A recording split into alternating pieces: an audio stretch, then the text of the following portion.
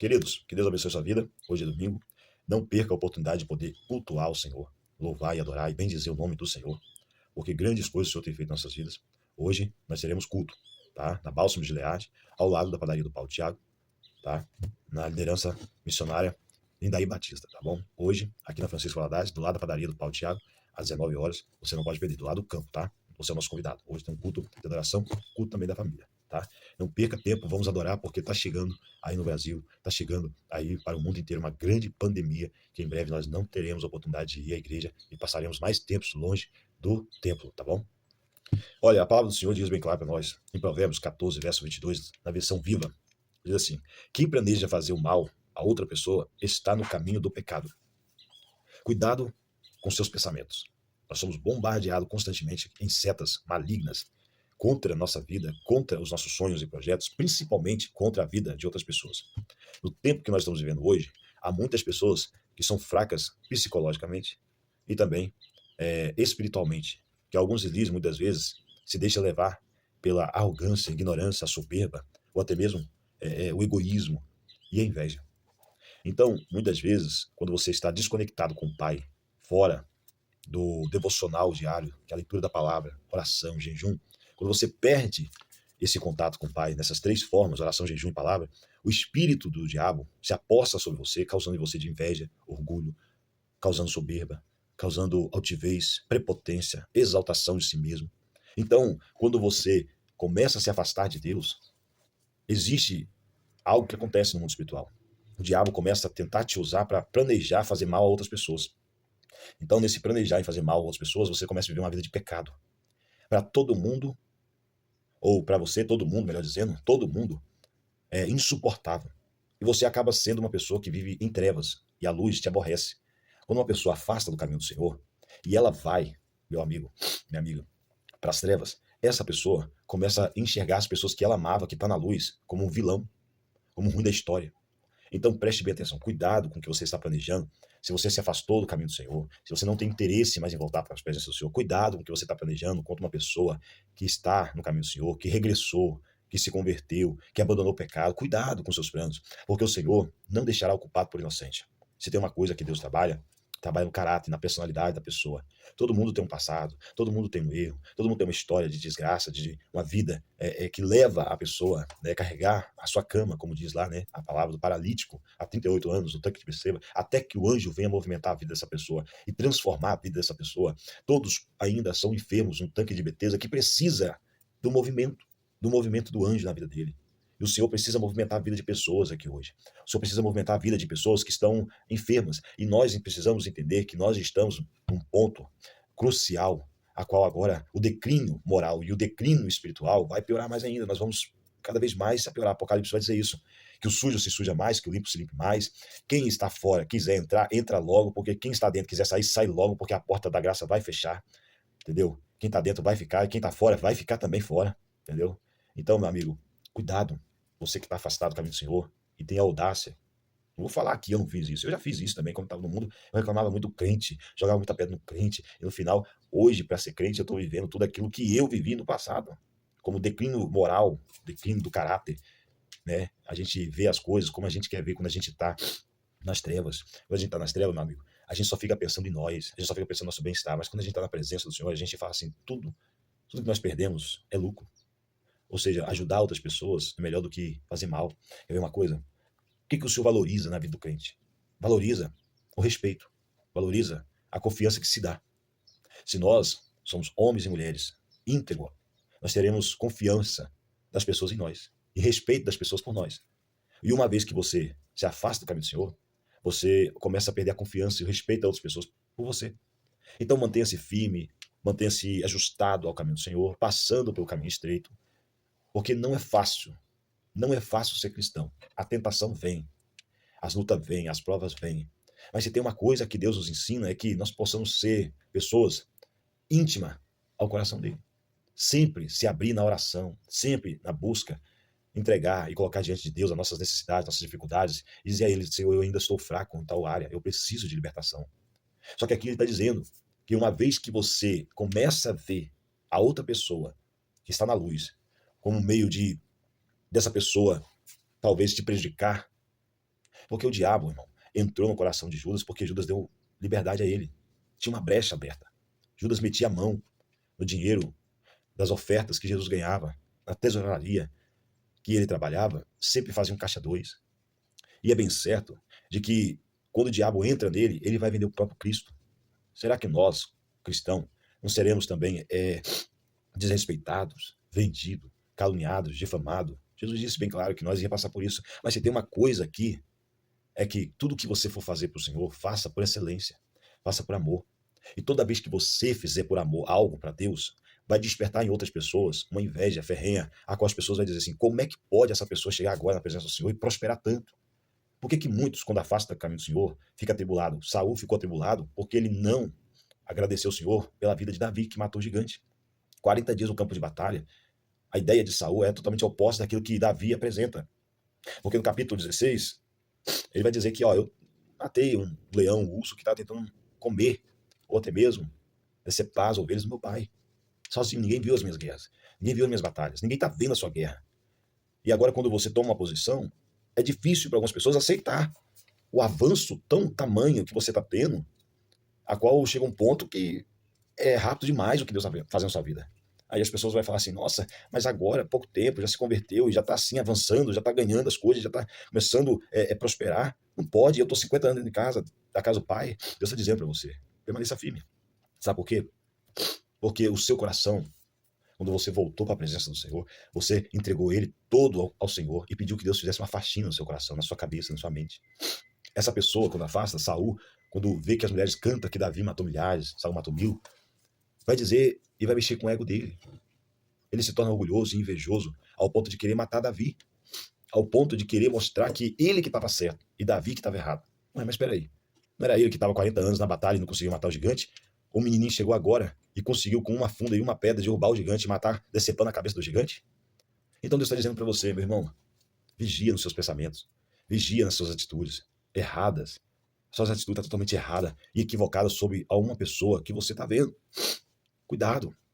Exerça a função que você está, seja no trabalho, seja ministerial, seja majorital, seja matrimonial. Seja essa pessoa que vai se dedicar sem inveja, sem soberba, sem altivez. Seja uma pessoa que Deus quer verdadeiramente como um excelente trabalhador. Faça a sua função aonde você estiver, executa a missão, mas sem esperar abraços de pessoas, sem esperar, meu amigo, reconhecimento de pessoas. A Bíblia vai dizer assim, ó: quem trabalha para o bem ganha confiança e o respeito dos outros. Olha só, na versão linguagem atual de hoje, ele vai dizer: quem trabalha para o bem ganha confiança e o respeito dos outros. O movimento que você está fazendo e deve fazer na sua vida é sempre ajudar o necessitado, a viúva, o órfão. É sempre trabalhar para manter a paz. Bem-aventurado os pacificadores, porque eles serão conhecidos como filhos de Deus. E nós precisamos, depois que voltamos do mundo para o Senhor, sempre plantar paz, sempre procurar o bem para os outros. Porque aquilo que eu quero para mim, Jesus disse, eu tenho que plantar na vida do outro. Se eu estou querendo comer algo melhor, eu preciso primeiro pensar naquele irmão que está passando necessidade. É o Espírito Santo que vai nos dar entendimento de onde está aquela pessoa que precisa ser honrada. Quando eu honro algumas pessoas, eu sou honrado também. Mas agora, quem fica planejando o mal, a outra pessoa está caminhando no caminho do pecado. Na linguagem viva, Provérbios 14, 22. Cuidado com a inveja, cuidado com a soberba, cuidado com a altivez, cuidado com a manipulação do diabo sobre a sua mente, em colocar ideias que não é sua, mas é do diabo. Não dê lugar ao diabo, não dê lugar à carne.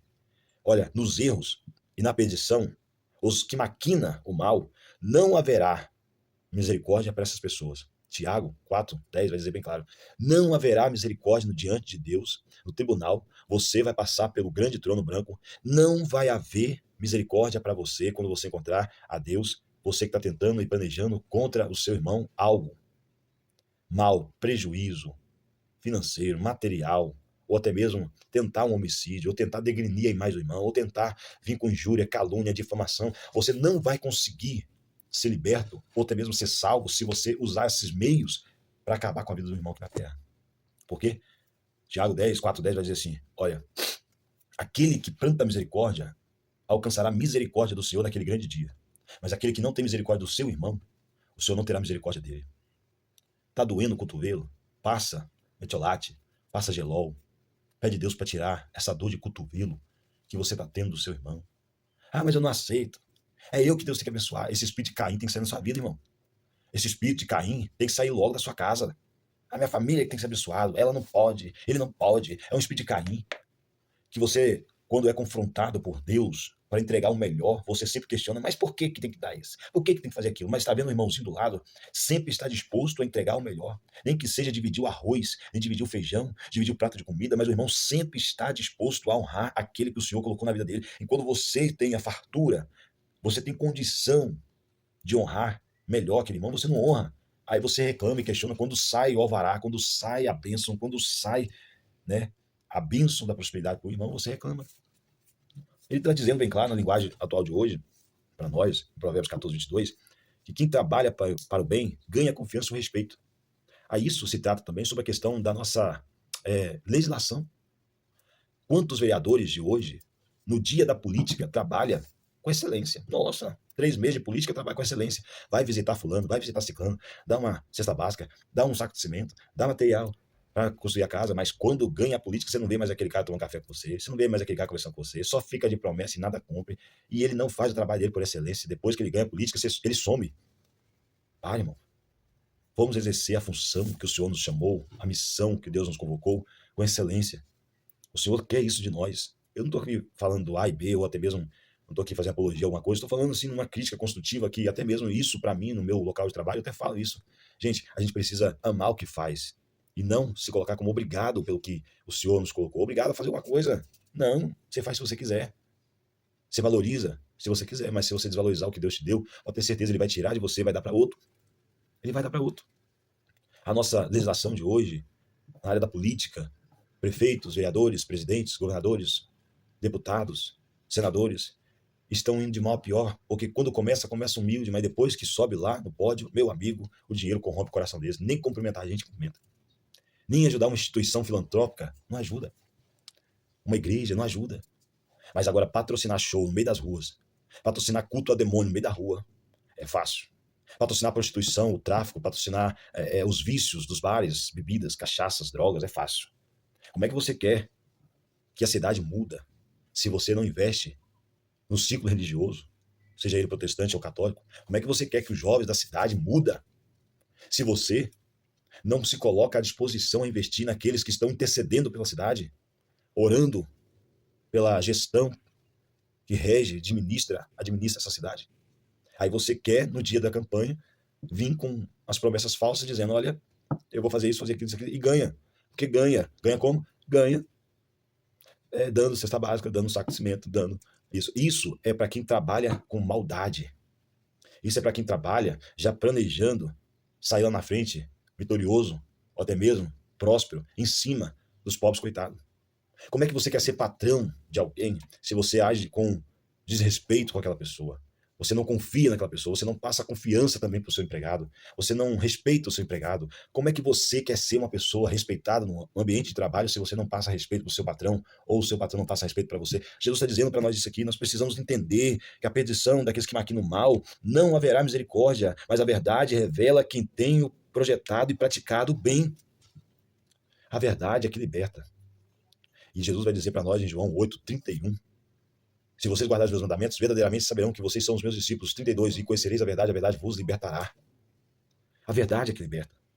Agora, se você quer ser alguém de verdade e crescer, prosperar, pode ter certeza, você precisa exercer a função que Deus te deu e colocar em prática as palavras e executar todas as palavras que você um dia desenhou no seu papel e escreveu no seu papel o projeto que você quer. Não engaveta os sonhos de Deus que tem para sua vida. Mesmo que você vê um impedimento na sua vida para essa execução do sonho concluído, não engaveta por causa das falácias dos outros, por causa da fofoca, por causa das injúrias dos outros. Não se deixe levar, meu amigo, minha amiga, por causa do burburinho, do comentário, por causa da injúria, da perseguição das pessoas contra o seu sonho. Realiza-se o sonho, mas seja uma pessoa íntegra, seja uma pessoa honesta em dizer ao próximo tal coisa e cumpra o que você prometeu. Somente o trabalhador produz o lucro honesto e satisfatório. Quem trabalha com êxito, quem trabalha com amor, seja judicial, legislativo, executivo, seja eclesiástico, quem trabalha com amor, ele trabalha com honestidade, ele trabalha fazendo aquilo por satisfação, não por obrigação. quantas pessoas vão trabalhar hoje, já vão amaldiçoando o dia, já vão amaldiçoando a casa, já vão amaldiçoando o trabalho, já vão amaldiçoando os filhos, já vão amaldiçoando o trabalho e das suas mãos e das mãos de outras pessoas e vão amaldiçoando o salário. Gente, a gente precisa entender uma coisa aqui. Vamos agradecer a Deus. Olha, o trabalho que você não valoriza hoje, tem um monte de gente querendo o seu trabalho. O trabalho que você não valoriza hoje, tem um monte de gente lá fora precisando de uma vaga de emprego. Agora tem um monte de coisas envolvida que se você aceita suborno, aceita uma quebra de contrato, um suborno, sonegação de imposto, ou até mesmo aceita fazer um serviço sujo por fora, pode ter certeza que você está plantando mal, você vai colher o mal. Não haverá misericórdia para você no dia do juízo. Põe a sua casa em ordem. Tanto político, tanto comerciante, tanto empresário, tanto microempreendedor, tanto funcionário, será chamado diante do trono branco se você só nega imposto, se você não cumpre com os propósitos de Deus na terra, se você não satisfaz o coração de Deus na sua empresa, se você não honra o Senhor com o seu salário, com os seus dízimos, sua oferta, você está roubando, você está trabalhando fora da rota de Deus. Se você não honra o Senhor com o seu trabalho, porque Paulo vai dizer bem claro, ei, vocês servos, vocês empregados, honra os seus patrões. E patrões, honra os seus empregados. Que moral é essa que nós podemos querer e requerer de pessoas que estão debaixo da nossa ordenança, se nós não damos respeito, nós não temos respeito, nós não temos nenhuma forma de respeito com essa pessoa? Você quer exigir respeito, você quer exigir obediência, se você não tem respeito pela pessoa, se você não é obediente a Deus? Seja fiel a Deus. Seja fiel, porque Deus vai ser fiel a você. Seja fiel honrando pessoas que trabalham com você e seja fiel honrando ao lugar onde você trabalha. Seja fiel a pessoas que votaram em você, que assim o Senhor vai ser fiel a você. Vai ser justo e fiel a você na sua causa. Você quer ganhar a próxima política, mas você não é fiel àqueles eleitores que te elegeu e colocou lá. Você quer que o seu comércio dá bem, mas você não honra os seus funcionários, você não honra os seus clientes. Há uma sonegação talvez de imposto, há uma sonegação talvez de algo que esteja acontecendo. Estou dizendo isso aqui não é falando do meu trabalho, ou falando do meu patrão. Estou falando isso aqui como visão a qual Deus pediu para mim falar sobre isso no meu devocional hoje. A gente precisa entender isso. Pastores, líderes que querem somente a lã da ovelha, mas não quer trabalhar. Não quer trabalhar para o reino, não quer investir no reino. Só quer usurpar, só quer reter o dízimo e a oferta e não quer investir em almas generosas, caridosas. Não quer investir naqueles que estão com fome, que está com sede, que está enfermo, que está nu, não quer visitar ninguém. Cuidado. Cuidado que haverá uma prestação de conta e nós precisamos entender isso. Eu sei, todo mundo tem conta, todo mundo tem dívidas, mas nós precisamos aprender a honrar Deus e honrar as pessoas. Agora tem uma coisa.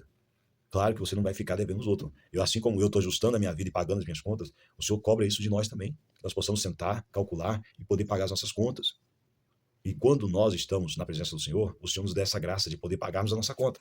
Agora, quando nós afastamos do Senhor, nós ficamos desnorteados. O espírito maligno entre nós, nós começamos a gastar e fazemos conta.